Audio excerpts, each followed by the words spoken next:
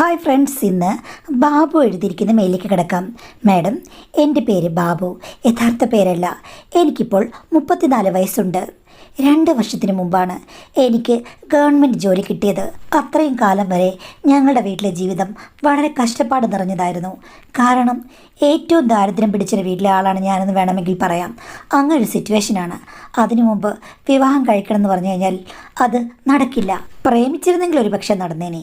പക്ഷേ വിവാഹമായിട്ട് ചെന്ന് കഴിഞ്ഞാൽ ആരും ഞങ്ങളുടെ വീട്ടിലേക്ക് ഒരു പെണ്ണിനെ കെട്ടിച്ചയക്കില്ല. അങ്ങനെ സിറ്റുവേഷനായിരുന്നു.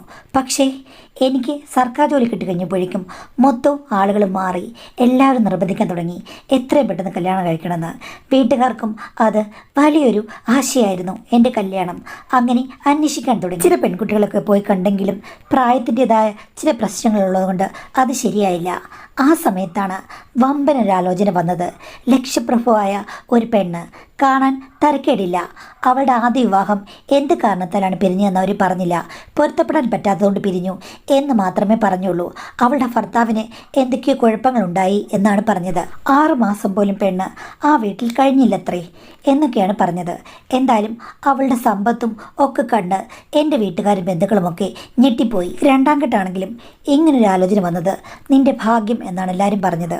അങ്ങനെ ഞാനും ആ കല്യാണത്തിന് സമ്മതിച്ചു. കാരണം പെണ്ണ് കണ്ട് മടുത്തിരുന്നു.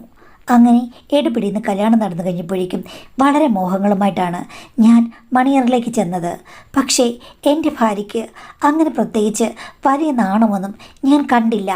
ഒരുമാതിരി മരപ്പാവ് പോലെ അവിടെ ഇരിക്കുകയാണ്. ചോദിച്ചാൽ അതിനുത്തരം പറയും.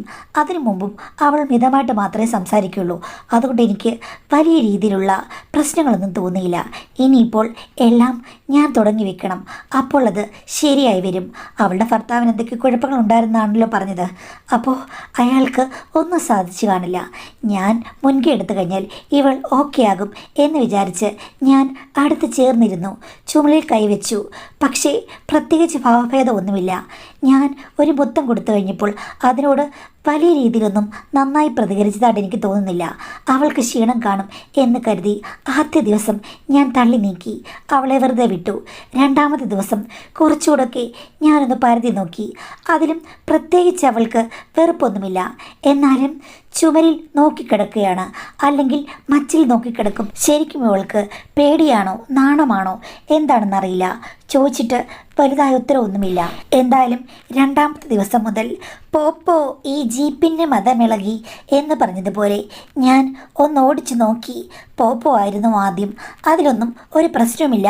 മച്ചിലാണ് കണ്ണ് എന്ന് മാത്രമേ ഉള്ളൂ. ചുരുക്കം പറഞ്ഞു കഴിഞ്ഞാൽ മരപ്പാവയായിട്ട് അവിടെ ഇങ്ങനെ നിൽക്കുകയാണ്. ജീപ്പ് ഓടിക്കണമെങ്കിൽ ഓടിച്ചോളൂ, പക്ഷേ ഞാൻ മുന്നോട്ട് ഒരടി നീളില്ല എന്നുള്ള മറ്റുള്ള മനോഭാവം. പക്ഷേ ആവശ്യക്കാരന് ഔചിത്യം പാടില്ലല്ലോ.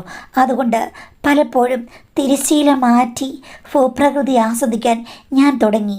അതിലൊന്നും ഒരു റെസ്പോൺസുമില്ല. 6 കണ്ടാൽ കുളിക്കണം, ഇല്ലെങ്കിൽ ആറ്റിലിറങ്ങി മീൻ പിടിക്കണം. ഇതൊക്കെ ആറ്റിനരികെ പോകുന്ന ആരുടെ ലക്ഷ്യമല്ലേ? അതുകൊണ്ട് ഞാൻ ആറ്റിലിറങ്ങി കുളിക്കുകയും മീൻ പിടിക്കുകയും ഒക്കെ ചെയ്തു. പക്ഷേ 6ന് മാത്രം പ്രത്യേകിച്ചൊരു വ്യത്യാസമില്ല. ഞാൻ അവളോട് ചോദിച്ചു, നിനക്ക് വേറെ വല്ല പ്രേമം ഉണ്ടായിരുന്നോ? ഇല്ല. നിനക്ക് വേറെന്തെങ്കിലും പ്രശ്നമുണ്ടോ? ഇല്ല. എന്നെ ഇഷ്ടമാണോ? ആണ്. എന്നിട്ട് നീ എന്താ ഒന്നും മിണ്ടാത്തത്? അങ്ങനൊന്നും ഇല്ല എന്നൊക്കെ പറയുകയാണ്. എന്ത് ചോദിച്ചാലും ഉണ്ടെങ്കിലുണ്ട്, ഇല്ലെങ്കിലില്ല ഇങ്ങനെ പറയുകയാണ്. നിൻ്റെ ആദ്യത്തെ ഭർത്താവിന് എന്തായിരുന്നു കുഴപ്പം? അങ്ങേർക്ക് സ്നേഹിക്കാൻ അറിയില്ല. ഈ സ്നേഹം അങ്ങേർക്ക് അറിയില്ലായിരുന്നോ?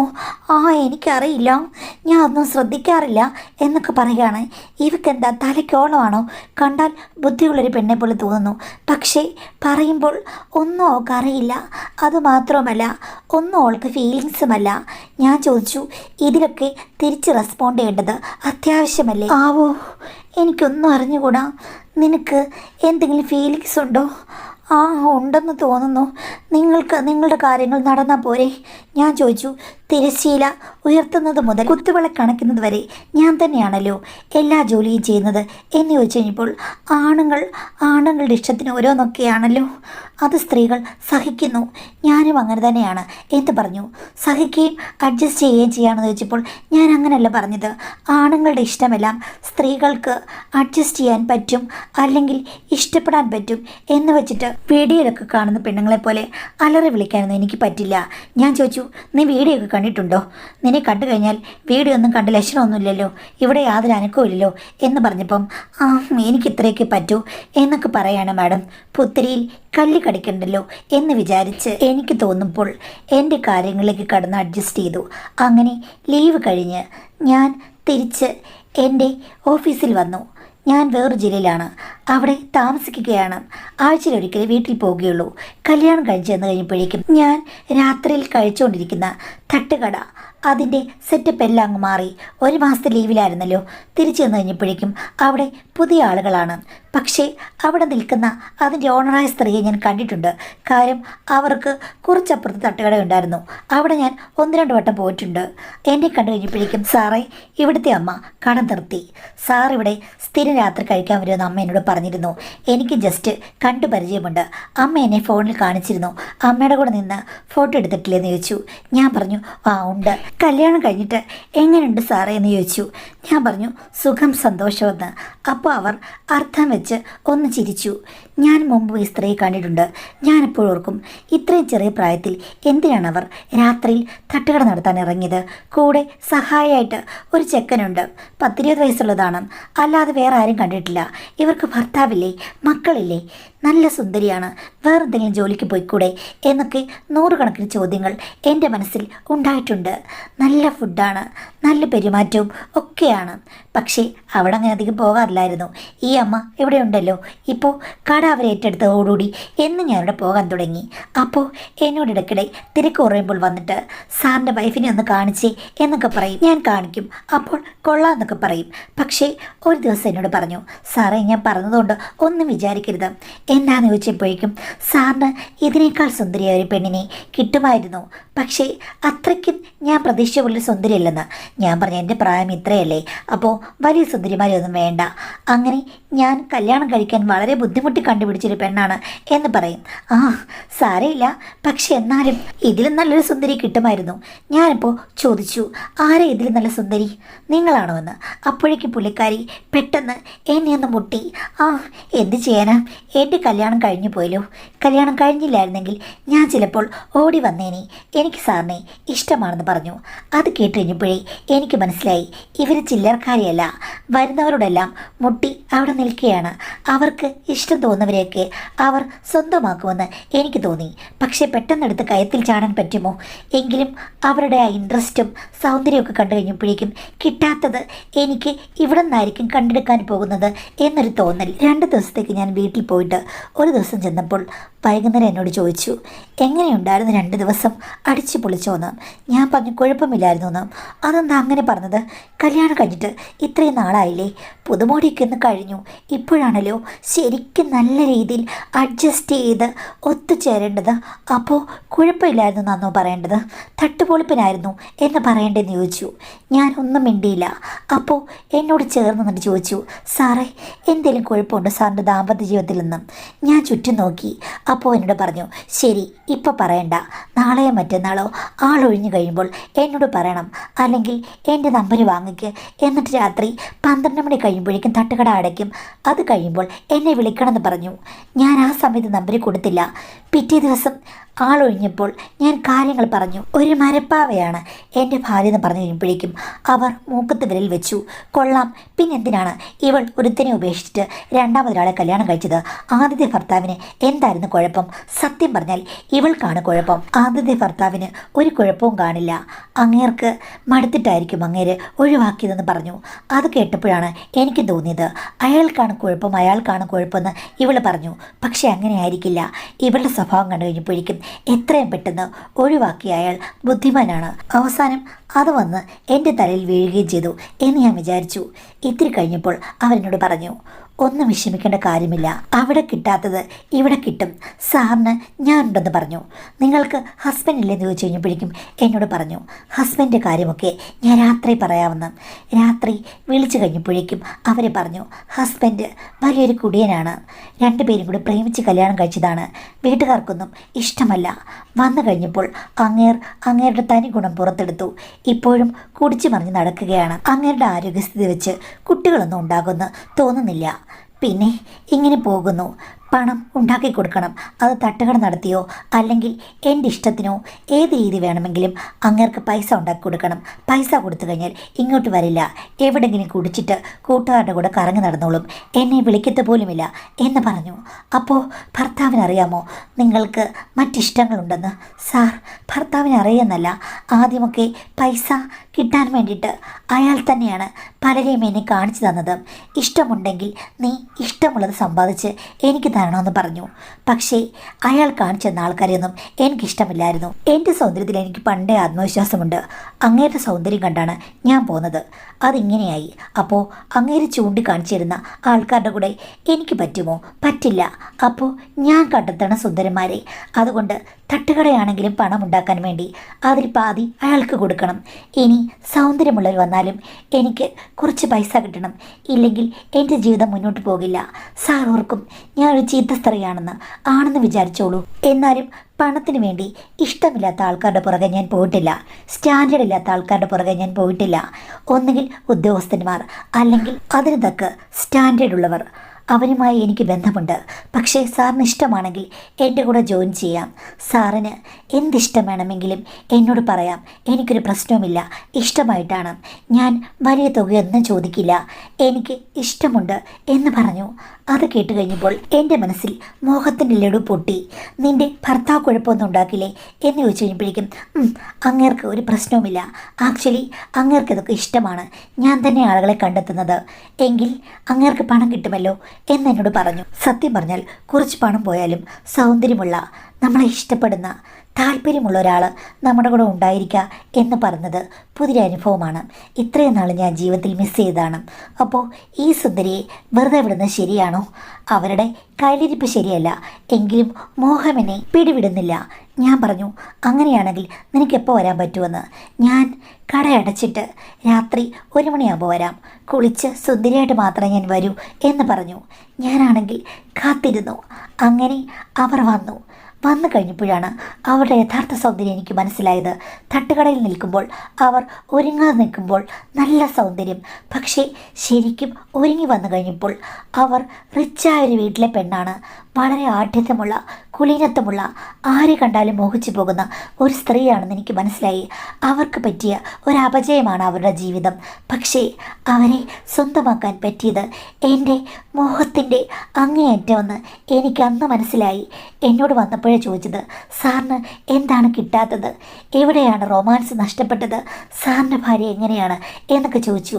എല്ലാം ഞാൻ വിശദമായിട്ട് പറഞ്ഞപ്പോൾ, അങ്ങനെയല്ല, റൊമാൻസ് ചുംബനങ്ങളിലൂടെ തുടങ്ങി കത്തിജ്വലിച്ച് അവസാനിക്കുന്നതാണ് എന്ന് പറഞ്ഞ് അവർ തന്നെയാണ് എല്ലാം തുടങ്ങി വെച്ചത്.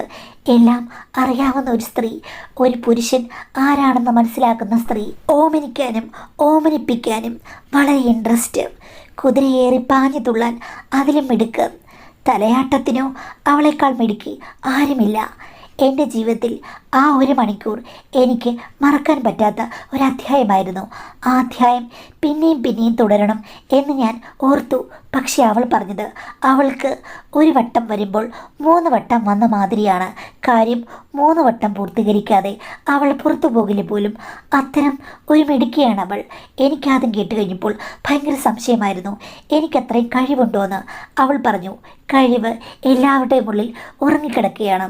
എനിക്ക് വേണ്ടത് 3 ആ 3 കൂടി എനിക്കൊരു 1000 രൂപ, അതിൽ കൂടുതൽ വേണ്ട സാറേ എന്ന് പറഞ്ഞപ്പോൾ അത് ഒട്ടും നഷ്ടമല്ലെന്ന് എനിക്ക് തോന്നി. ചുരുക്കം പറഞ്ഞാൽ 3 വട്ടമാണ് അവളുടെ 1 വട്ടം. അതിൽ കൂടി ഞാൻ കടന്നുപോയി.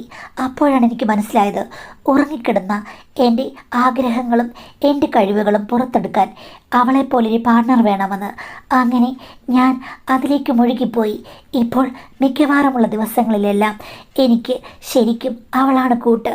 3 വട്ടം എന്നുള്ള കാഴ്ചപ്പാടോടുകൂടി അവൾ എന്നെ ശരിക്കും മുന്നോട്ട് നയിക്കുകയാണ്. ഞാൻ പണം അവൾക്ക് വേണ്ടി ഒത്തിരി ചിലവഴിക്കുന്നുണ്ട്. അവൾ പറയാതെ തന്നെ അവൾക്ക് വേണ്ടി പണം എടുത്തു കൊടുക്കുന്നുണ്ട്. സാമ്പത്തികമായിട്ട് എനിക്ക് അധികമൊന്നുമില്ല. എൻ്റെ ഭാര്യയ്ക്ക് അവളുടേതായ സ്വത്തും മറ്റു കാര്യങ്ങളുമൊക്കെ ഉണ്ട്. അതുകൊണ്ട് എൻ്റെ പണം പോയാലും പ്രശ്നമില്ല. എന്നാലും മാഡം, ഞാൻ ചെയ്യുന്നത് ശരിയല്ലോ എന്ന് ചില സമയത്ത് തോന്നാറുണ്ട്. ഇവളെ ഞാനുമായി പ്രത്യേക മനപ്പൊരുത്തമാണ്. ഇതിലും നല്ലൊരു പാർട്ണറായി എനിക്ക് കിട്ടുമോയെന്ന് എനിക്കറിയില്ല മാഡം. എന്നാലും എനിക്ക് ഇടയ്ക്കിടയ്ക്ക് ആശങ്കകളുണ്ട്. എൻ്റെ ഭാര്യ എന്തുകൊണ്ടാണ് നന്നാവാത്തത്? എന്തുകൊണ്ടാണ് അവൾ എന്നെ ഈ രീതിയിൽ ട്രീറ്റ് ചെയ്യുന്നത്? ഇഷ്ടമില്ലാത്തത് കൊണ്ടാണോ എന്ന് ചോദിച്ചു കഴിഞ്ഞാൽ മറുപടിയില്ല. ഒരു പെണ്ണിന് ഇതേപോലുള്ള മോഹങ്ങൾ ഇല്ലേ മാഡം? എന്തുകൊണ്ടാണ് ഇവളുടെ ഒരു 100-1 കണിക പോലും എൻ്റെ ഭാര്യയ്ക്കില്ലാത്തത്? ഈ ബന്ധത്തിൽ നിന്ന് രക്ഷപ്പെട്ട് ഭാര്യ ഇതേപോലെ നല്ലൊരു സ്വഭാവം പുറത്തെടുത്തിരുന്നെങ്കിൽ എന്ന് ഞാൻ ആലോചിക്കാറുണ്ട് മാഡം. സത്യം പറഞ്ഞാൽ കുറച്ച് കുറ്റബോധമുണ്ട്. എൻ്റെ ഭാര്യയെ ഈ രീതിയിൽ ആക്കിയെടുക്കാൻ കൗൺസിലിങ്ങിന് കൊണ്ടുപോയി കഴിഞ്ഞാൽ സാധിക്കുമോ? ശരിക്കും നല്ല രീതിയിൽ ജീവിക്കാൻ എനിക്ക് ആഗ്രഹമുണ്ട്. പക്ഷേ എന്തോ അത് എൻ്റെ ഭാര്യയിൽ നിന്ന് ഒരിക്കലും എനിക്ക് കിട്ടില്ല എന്ന് തോന്നുന്നു. മാഡം, കൗൺസിലിങ്ങിന് കൊണ്ടുപോയി ശരിയാക്കാൻ പറ്റുമോ? മാഡത്തിൻ്റെ അഭിപ്രായം എന്താണെന്നാണ് ചോദിച്ചിട്ടുള്ളത്. അപ്പോൾ എനിക്ക് പറയാനുള്ളത്, കൗൺസിലിംഗ് എന്ന് പറയുമ്പോഴേക്കും എല്ലാ സമയത്തും എല്ലാവർക്കും ഫലിക്കണമെന്നില്ല. അത് വലിയൊരു ട്രീറ്റ്മെൻറ്റായിട്ട് നമുക്ക് കൂട്ടാൻ പറ്റില്ല. കാര്യം കൗൺസിലിങ്ങിന് കൊണ്ടുപോയി കഴിഞ്ഞാൽ അവർ സഹകരിക്കണം, എങ്കിൽ മാത്രമേ അത് നന്നാവുകയുള്ളൂ. പിന്നെ എല്ലാവർക്കും ഈ തട്ടുകടക്കാരുടെ ഇൻട്രസ്റ്റ് ആണെന്ന് ചോദിച്ചു കഴിഞ്ഞാൽ അങ്ങനെയല്ല. അവർക്കെന്ന് പറയുമ്പോൾ പല എക്സ്പീരിയൻസിൽ കൂടി കടന്നുപോയ ഒരു സ്ത്രീയാണ്.